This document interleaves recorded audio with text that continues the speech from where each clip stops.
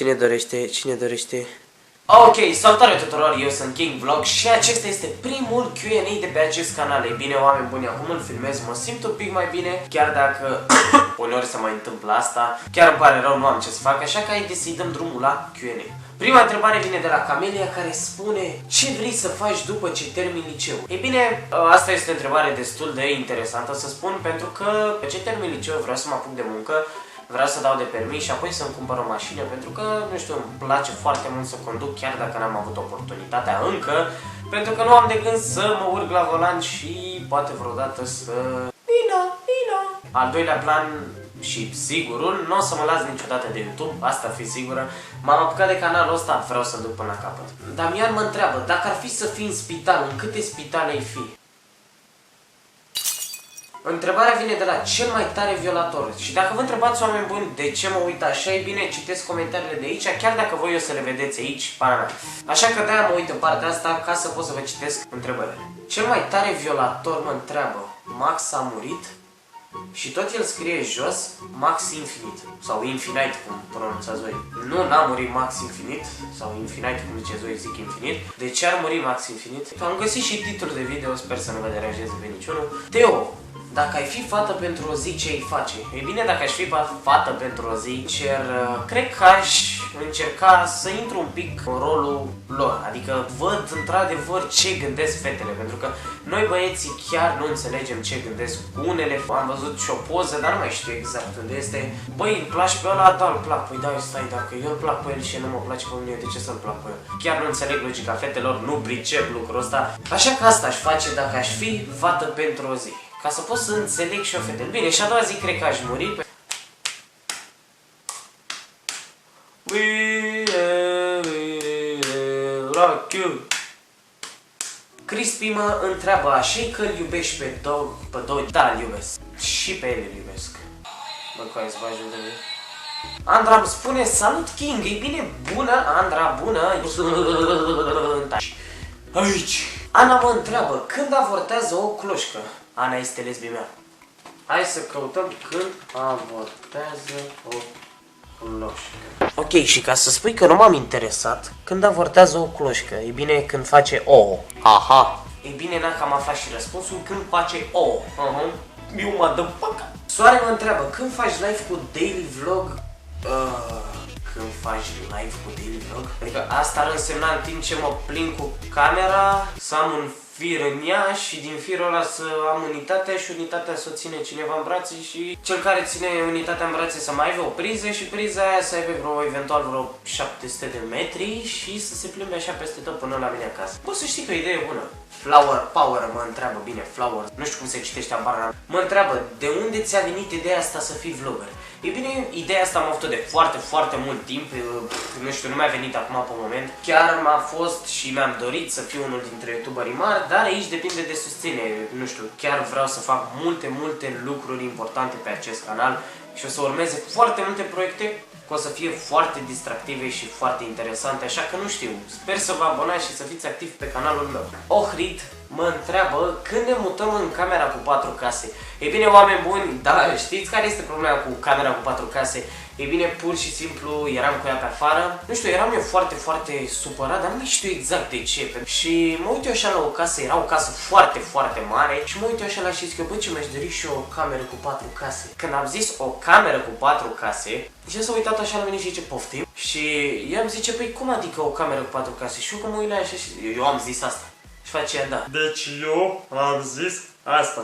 De aici vine partea cu o cameră cu 4 case. Ei bine, nu știu, v-am povestit ca să știți și voi de unde vine chestia asta. Nu știu dacă vă interesează, dar eu îmi fac datoria. Forest îmi pune o întrebare. Dacă ai avea 100.000 de abonați, ai mai răspunde la toți sau măcar ai încerca? Că văd că unii, când au atins această sumă, au și uitat cine l-a ajutat să aibă acești abonați. Ei bine, eu am spus și o să repet și o să repet de 1.000.000 de ori dacă este nevoie. Eu nu uit de unde am plecat. Pur și simplu și pe canalul de gaming, când am avut vreo 1000 și ceva de abonați, ei bine, nici acolo, adică la toți le răspundeam exact la fel. Bine, poate nu fi avut 100.000 și nici aici poate nu o să am 100.000, dar tot ce știu sigur este că nu o să uit de niciunul în parte. Deci o să vă țin numele la toți minte și o să vă răspund în continuare așa cum pot. Poate nu o să mai răspund la 5.000 de mesaje, dacă o să au vreodată atâtea mesaje, dar răspund măcar la jumătate din ele sigur. Andrei Popescu. Ce mă, Gogu? A zis Gogu că mă bate.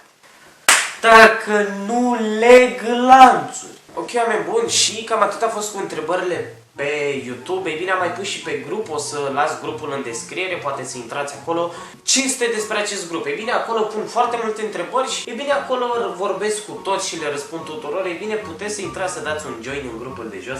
O să începem cu prima întrebare, care vine de la când jucăm un meci de FIFA? Ei bine, eu nu joc FIFA. Când facem o poză?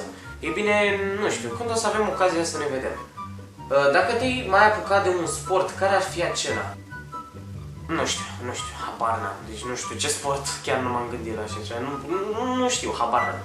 Camelia mă întreabă tot aici pe grup, care a fost cel mai bun film, serial la care te-ai uitat? Serial a fost Său, pentru că știu că are mai multe episoade, deci e un serial. Și film m-am uitat la Seven.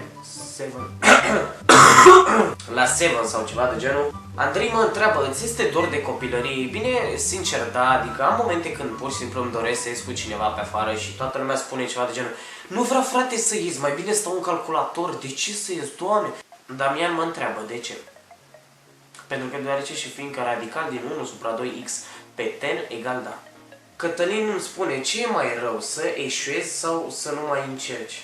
E bine, dacă nu încerci, n-ai cum să eșuezi. Pentru că odată ce încerci, eșuezi odată de 2 ori, de 3 ori, de a 4 oră, garantat o faci bine. Normal să știți că a 2-a oară chiar merge sau maxim a 3-a oară. Nu știu, cred că mai rău e să eșuezi decât să încerci. Ionuț Gabriel Sima, ce părere ai despre Trump? Donald Trump? E bine, nu știu, chiar nu-l critic, habar n-am. Știu că s-a făcut o grămadă parodii, o grămadă sketch-uri, Vine-uri, GIF-uri, o grămadă pe seama lui, așa că eu n-am nimic. Florin Preda mă întreabă, ești normal? Că sunt, domnule, sau poate că nu sunt. Max Infinit a murit și un semn trist. Ei bine, oameni buni, nu înțeleg de ce toată lumea spune că Max Infinit a murit. Și nu a murit. Dar am găsit titlul de video. Cum ai reacționat dacă un abonat ți-ar face cadou o donație mai mare de 10 euro? Băi, fiecare abonat are dreptul să doneze orice sumă de bani vrea, 10 euro în momentul acela. Nu poți să descrii reacția ta pe moment. N-ai cum să o descrii, e imposibil. Te uiți la Lucifer? What the fuck? Nu. Răzvan mă întreabă, serie cu alt YouTuber? E bine, da, o să urmeze cadou din partea mea pentru voi. Și mă bucur și celui care a acceptat acest lucru, așa că fiți la curent pe canal și sincer nu o să vă așteptați cu ce YouTuber o să fac. Ozdemir mă întreabă, dacă apa e apă, sucul e suc? Și pipi de cal e pipi de cal? Marius mă întreabă, dar de ce nu mi-ai contestat, fă? Abla. Ce părere ai despre fotbal? E bine, nu știu, mie îmi place, chiar în timpul liber mă duc și mă joc cu prietenii mei în parc, fotbal. Nu știu, eu am o părere foarte bună și cei care practică acest sport îi susțin din toată inima. Și treabă, ce-i face dacă te-ai trezit cu 0 abonați, succes în continuare? Ei bine, nu am cum să mă trezesc cu 0 abonați, cel puțin sper. Sincer, aș fi dezamăgit, pentru că depui o muncă în ceea ce faci și te treci cu 0 abonați. Bogdan mă întreabă, ce ai la 100k abonați? E bine, 100k, nu am nimic la 100k pentru că nu am 100k. Oana mă întreabă, care-i trupa ta preferată? Pentru că, nu știu, eu sunt genul care ascultă orice tip de melodie, în afară de populare, ala, de când te duci la nuntă, la botezurile astea, ești obligat să asculți așa ceva. Pentru că n-ai cum să zici, băi, tu cu popularea, mă, bă, tu cu mustață, nu rânji la mine, tu care ai pus popularea. Dacă nu îmi pui o manea sau un rock, nu strâmba la mine, nu strâmba, te arunc în aer. Să critici pe cineva care ascultă rock, manele populară, fiecare suntem speciali în felul nostru, așa că eu nu am o trupă preferată pentru că ascult cam orice tip de melodie. Ok, băi, oameni buni, și cam atât a fost cu acest Q&A. Bine, eu v-am răspuns absolut la toți, nu mă așteptam să le răspund la toți, pentru că au fost destul de multe întrebări.